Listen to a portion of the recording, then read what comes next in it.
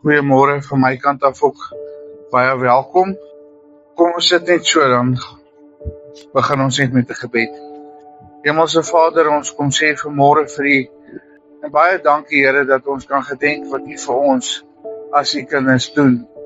Hemelse Vader, ek wil bid dat U absoluut vanmôre met ons sal wees, en Here dat ons U teenwoordigheid sal voel, en dat U woord vanmôre sal uitgaan op vrugbare grond. Vader, en dat ons altyd nader aan U sal voel en sal weet dat U teenwoordig is in ons lewens. Amen. Ek wil vanmôre praat oor 'n ding wat die afgelope tyd baie opgekom het, is ons identiteit. Nommer 1, ons identiteit as kinders van die Here, en dan ons identiteit as Afrikaners, as 'n Christen volk, kan 'n mens maar sê.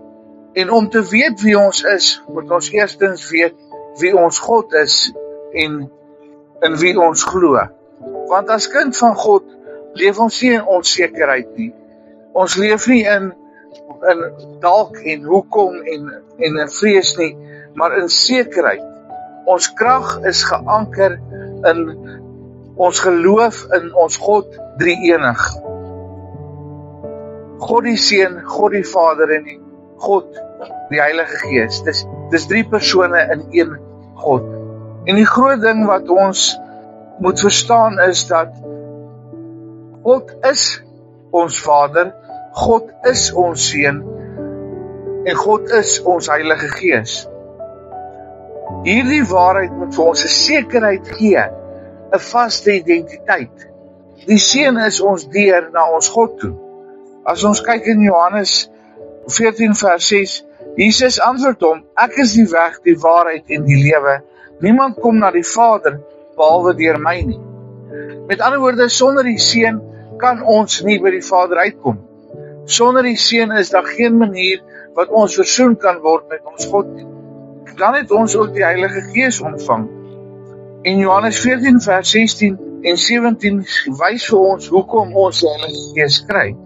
En ek sal die Vader bid en hy sal julle 'n ander trooster gee om by julle te bly tot in ewigheid. Die Gees van die waarheid wat die wêreld nie kan ontvang nie, omdat dit hom nie sien nie en hom nie ken nie.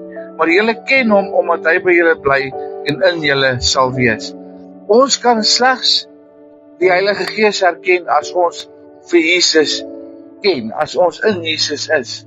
Die ouens wat nie daai keuse vir Jesus gemaak het nie, die ouens vir wie die wêreld hulle nommer 1 prioriteit is, hulle kan nie die Heilige Gees erken as hy met hulle praat nie. Hulle kan nie daai rigting ontvang vir die Heilige Gees gee nie.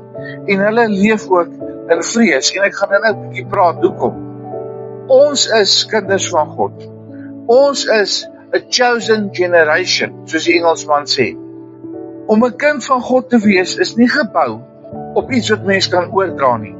Om 'n kind van God te wees is 'n keuse wat ek en jy elkeen moet maak.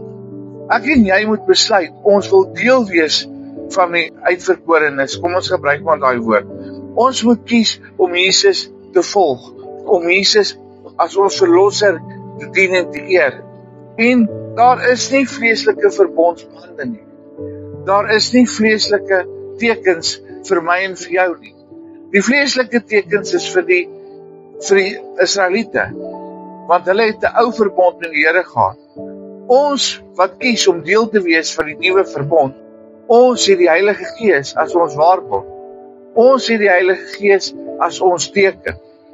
En die Heilige Gees, en dit gaan nou snaaks klink, en jy kan na die tyd met my kom praat, as ons die Heilige Gees het wat in ons harte bly, wat in ons is, het ons direkte toegang tot 1/3 van die God drie-enig. Dink 'n bietjie daaroor. 1/3 van God drie-enig kan binne in ons bly as ons hom toelaat. As ons werklik ons identiteit in Christus verseël. Galasiërs 3 vers 26 en 27 sê, want julle is almal kinders van God deur die geloof in Christus Jesus. Want julle almal wat in Christus gedoop is, het Christus aangetrek. Met ander woorde, Christus is deel van ons en ons het toegang tot die Heilige Gees. Die Heilige Gees is, soos ek gesê het, is ons teken.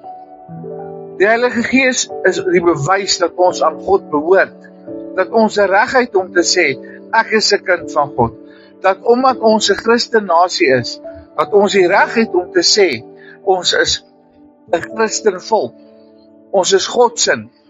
Efesiërs 1 vers 13 en 14 sê, in wie julle ook nadat julle die woord van die waarheid, die evangelie van julle saligheid gehoor het, in wie julle nadat julle ook geglo het, verseël is met die Heilige Gees van die belofte, wat die onderpand is van ons erfenis, om sy eiendom te verlos tot die lof van sy heerlikheid.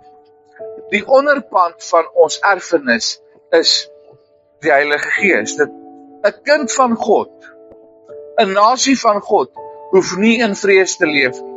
Ons hoef nie bang te wees vir wat vorentoe kom nie. Ons hoef nie bang te wees dat iets ons uit sy hand uit kan wegvat nie.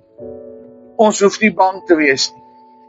As ons vanmôre hierso staan en ons herdenk hierdie mense wat terwille van hulle geloof, terwille van hulle land, hulle lewens afgelê het. Ja, dit is 'n swart merk op ons geskiedenis. Ja, dit is iets wat vir ons seer maak. Maar ons hoef nie te vrees nie. Ons hoef nie bang te wees vir die stemme wat teen ons skree nie. Inteendeel, dit moet ons aanspoor om 'n bietjie harder ons geloof en ons waardes uit te leef en uit te skree. Want volgens Romeine 8 vers 15 het ons nie 'n gees van slawerny ontvang nie. Want julle het nie 'n gees ontvang van slawerny om weer te vrees nie, maar julle het ontvang die gees van aanneming tot kinders van God, deur wie ons roep Abba Vader. En dan in 2 Timoteus 1 vers 7 sê hy, want God het nie vir ons 'n gees van vreesagtigheid gegee nie, maar 'n gees van krag, liefde en selfbeheersing. Selfbeheersing, sodat ons kan keer dat ons terugval in vrees, sodat ons, al word ons aangeval, al breek hulle by ons huise in, al word ons mense vermoor, het ons nooit nodig om bang te wees of te vrees nie, want dit is nie die gees wat ons ontvang het nie. Ons het 'n gees ontvang wat kragtig is en wat ons in staat stel om liefde te bewys. Daar is baie verskillende vertalings en ek het bietjie gaan terugkyk in die oorspronklike Grieks. En daar's verskeie woorde wat gebruik kan word vir die woord selfbeheersing. En een van hulle is, as jy hom direk Engels toevat, beteken dit sound mind. En wat is sound mind? Dis gesonde verstand. So ons het 'n gees van krag, liefde en gesonde verstand in ons. Jy kan dit ook vertaal na selfbeheersing.